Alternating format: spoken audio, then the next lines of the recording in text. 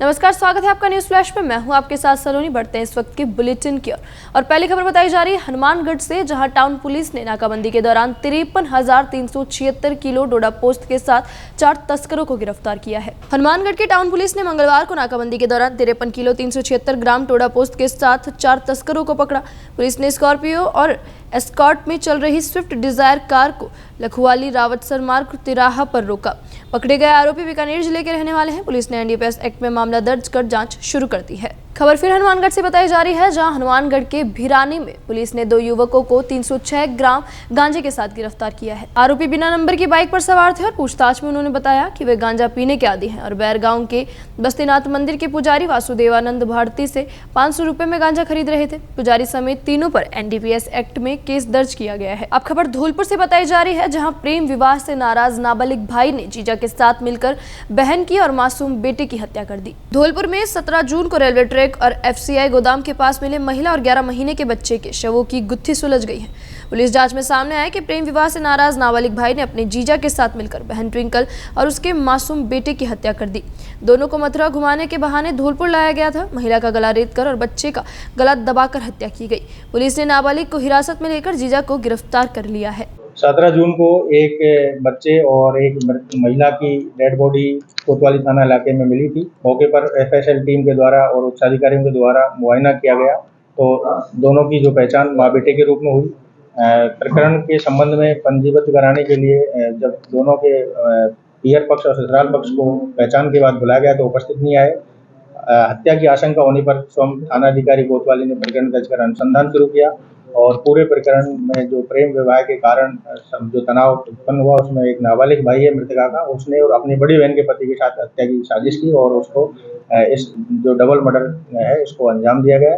दोनों ही आरोपियों को डिटेन किया गया। पति को गिरफ्तार, जो बड़ी बहन का पति है उसको गिरफ्तार करके 2 दिन का पुलिस रिमांड दिया गया। खबर राजाखेड़ा से है, जहां राजे ने भाजपा नेता हरचरण सिंह जादौन के घर पहुंचकर उनका हाल चाल जाना और उनके परिजनों से भी मुलाकात की। पूर्व मुख्यमंत्री वसुंधरा राजे का राजाखेड़ा दौरा, हरिचरण धाम में किए दर्शन। सीएम राजे ने भाजपा नेता हरचरण सिंह जादौन के स्वास्थ्य की कुशलक्षेम जाने। राजस्थान के पूर्व मुख्यमंत्री और भाजपा के वरिष्ठ नेता वसुंधरा राजे ने धौलपुर जिले के राजाखेड़ा का दौरा किया।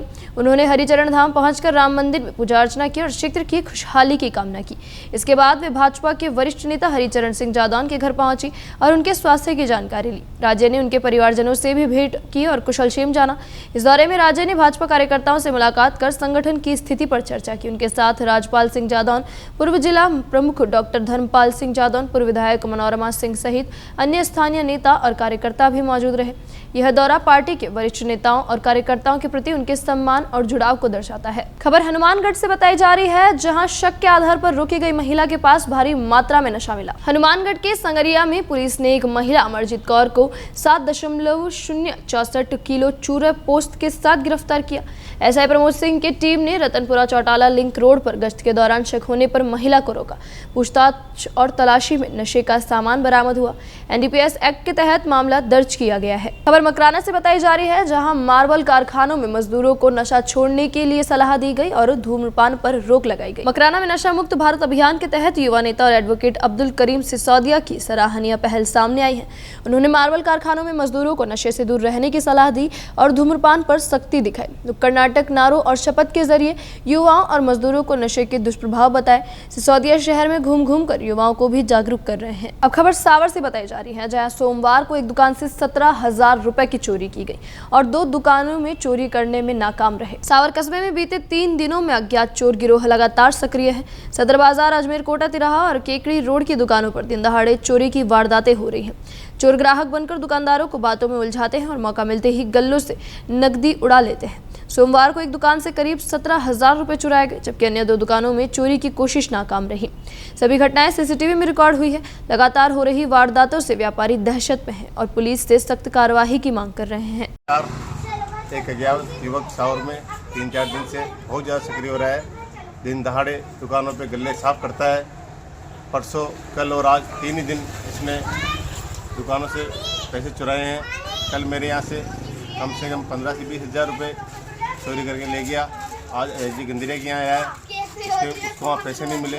परसों पता नहीं जोड़ला के वहाँ आया था, उसने उसको वहाँ भी उसने गले रैके खोली तो उसको वहाँ कुछ नहीं मिला।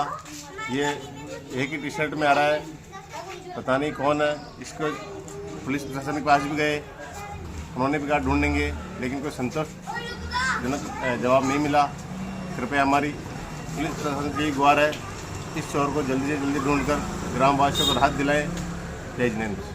अब खबर राजसमंद से बताई जा रही है, जहां तेज बारिश के कारण खेतों में जलभराव हो रहा है और इसी कारण कपास की फसल डूब गई है। राजसमंद जिले के कुवारिया, जोर और आसपास के गांवों में रात भर हुई तेज बारिश से खेतों में पानी भर गया। नारायण लाल जाट की कपास की फसल जलमग्न हो गई। बारिश से नदी नालों में पानी की आवक बढ़ी और गाँव की सड़कों पर नालियों का गंदा पानी बह निकला। किसानों में बारिश को लेकर खुशी है, हालांकि उमस अब भी बनी हुई है। कल बीती रात को जोर गांव में भारी बारिश हुई, जिससे कपास को नुकसान की आशंका बनी हुई है। खेतों में पानी का जलभराव हो गया है और नालियों का जो गंदा पानी था वो बह कर चला गया, जिससे नालियाँ साफ हो गई हैं। भारी बारिश के कारण अभी भी उमस बरकरार है, बारिश की संभावना बनी हुई है। खबर केकड़ी से बताई जा रही है, जहां बीसलपुर बांध में जलावक तेजी से बढ़ रही है और अब उसके छलकने की संभावना है। बीसलपुर बांध से राहत भरी खबर सामने आई है। चित्तौड़गढ़ और भीलवाड़ा में अच्छी बारिश हुई के चलते बांध में पानी की आवक तेज हो गई है। त्रिवेणी नदी वर्तमान में 2.40 मीटर पर बह रही है और लगातार बहाव बना हुआ है। इस समय बांध 50% से अधिक भर चुका है और 3 मीटर ही खाली है। बांध के छलकने के लिए कुल 527 MQM पानी की जरूरत है। पिछले साल अगस्त में बांध के गेट खोले गए थे। बीसलपुर से अजमेर, जयपुर, टोंक समेत कई जिलों को पानी सप्लाई किया जाता है। पिछले 24 घंटों में बांध में 3 सेंटीमीटर की आवक हुई है। मौसम विभाग के अनुसार आगामी 2 हफ्तों में मानसून तेज रहने की संभावना है, जिसमें उम्मीद की जा रही है कि इस बार बांध के गेट जल्दी खोले जा सकते हैं। प्रशासन भी अलर्ट है और मशीनरी को दुरुस्त करने का काम जारी है। फिलहाल बांध का जलस्तर 312.50 RL मीटर है, जबकि इसकी कुल भराव क्षमता 315.50 RL मीटर है। अब खबर मकराना से बताई जा रही है, जहां विवाहिता के साथ दहेज के लिए मारपीट की गई। अब पति और ससुराल वालों पर मामला दर्ज किया गया है। मकराना की रजनी स्वामी ने पति मदन लाल स्वामी और ससुराल पक्ष पर दहेज की मांग, मारपीट और घर से निकालने के गंभीर आरोप लगाए हैं। पीड़िता ने बताया कि शादी के बाद से ही 2 लाख रुपए और बाइक की मांग को लेकर प्रताड़ित किया गया। पति ने कई बार पैसे और लोन लिया। दूसरी महिला से संबंध के विरोध पर मारपीट की गई। रायपुर और मकराना में कई बार पीटा गया और घर से निकाला गया। पुलिस ने मामला दर्ज कर जाँच शुरू कर दी है। अभी तक के लिए इतना ही और खबरों के लिए बने रहिए न्यूज़ फ्लैश के साथ। नमस्कार।